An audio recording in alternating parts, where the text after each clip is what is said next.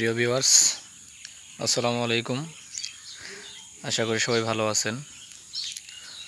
আজকে আপনাদের সাথে কথা বলবো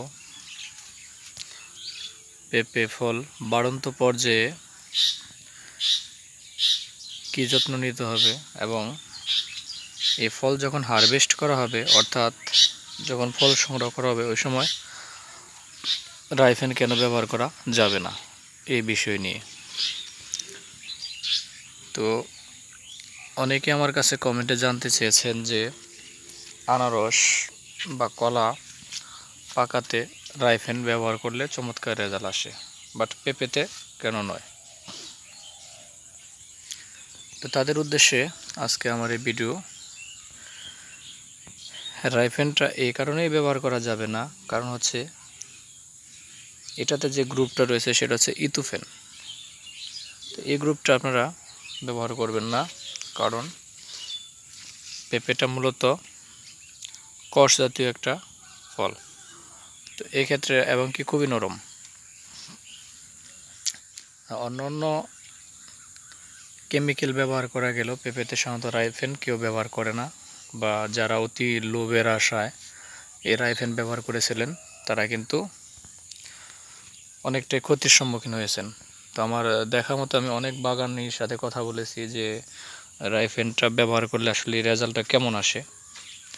তো তারা বলছে যে ভাই, রাইফেন ব্যবহার করলে পরে দেখা যায় যে ফলটা নষ্ট হয়ে যায়, একদম ভিতরে পানি ভেজা দাগ পড়ে, ফলের মানটা একদমই নষ্ট হয়ে যায়।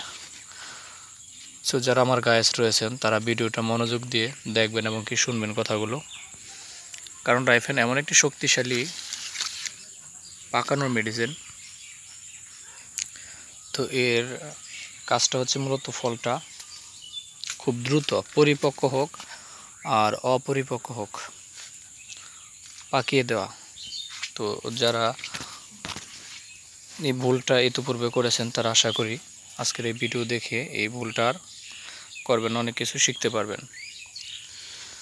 কারণ সব ফলের জন্য সব ধরনের মেডিসিন প্রযোজ্য নয়। তো রাত্রে অনেক বৃষ্টি হয়েছে, দেখেন গাইস, বৃষ্টি প্রচুর পরিমাণে বৃষ্টি। তো বৃষ্টির কারণে দেখেন গাছের গোড়ায় পানি ভেজা আর কি। এখানে মনে হচ্ছে দুইটা গাছ। তো এটা কিন্তু পুরুষ গাছ, দেখেন এখানে কিন্তু কোনো ফল নেই, পাশেরটা কিন্তু চমৎকার ফল। তো যাই হোক, এই রাইফেন গ্রুপটা আপনারা কখনো ভুলেও পেঁপে পাকানোর কাজে ব্যবহার করবেন না, তাহলে কিন্তু বিশাল একটা ক্ষতির সম্মুখীন হবেন। তো পেঁপেতে সাধারণত পাকানোর কোনো মেডিসিন দেওয়ার দরকার নেই, এমনিতেই পরিপক্ক হলে পাকবে। তো বর্ধনশীল হিসেবে আপনারা ব্যবহার করতে পারেন, বাট পাকানোর কোনো মেডিসিন পেঁপেতে ব্যবহার করেন না। তো আশা করি আপনারা আমার এই আলোচনা থেকে কিছুটা হলেও উপকার পাবেন। আর যারা মূলত বেশি বেশি প্রজেক্ট করেন বা বড় বড় চাষি রয়েছেন, তারা জিনিসটা খুব গুরুত্ব দিয়ে দেখবেন।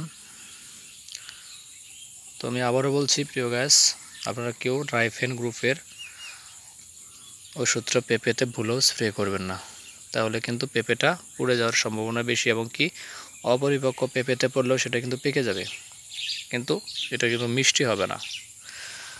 তো আশা করি সবাই ভালো থাকেন, সুস্থ থাকেন। পরবর্তীতে অন্য কোনো বিষয় নিয়ে আপনাদের সাথে কথা হবে। তো আজকের মতো এখানেই বিদায় নিচ্ছি। আল্লাহ হাফেজ।